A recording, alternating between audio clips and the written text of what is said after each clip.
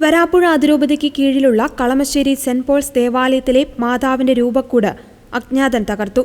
Kalamassery HMT medical college റോഡരികിൽ പള്ളിയുടെ പ്രധാന പ്രവേശന കവാടത്തോട് ചേർന്ന് സ്ഥിതി ചെയ്യുന്ന രൂപക്കൂടിന് നേരെയാണ് അക്രമമുണ്ടായത്. ഇന്ന് രാവിലെ വിശുദ്ധ കുർബാനയ്ക്കായി പള്ളിയിലെത്തിയ വിശ്വാസികളാണ് രൂപക്കൂടിന്റെ ഗ്ലാസ് തകർന്ന നിലയിൽ ആദ്യം കണ്ടത്.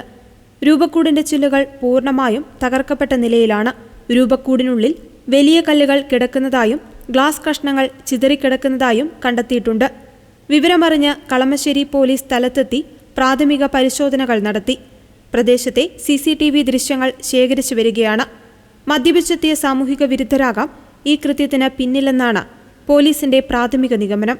എങ്കിലും ഒരാരാധനാലയത്തിന് നേരെ നടന്ന അക്രമമായതിനാൽ അതീവ ഗൗരവത്തോടെയാണ് പോലീസ് കേസിനെ സമീപിക്കുന്നത്. പ്രദേശത്ത് സമാധാന അന്തരീക്ഷം നിലനിർത്തുന്നതിനും കുറ്റവാളികളെ എത്രയും വേഗം നിയമത്തിന് മുന്നിൽ കൊണ്ടുവരുന്നതിനുമുള്ള ഊർജിതമായ ശ്രമത്തിലാണ് അധികൃതർ.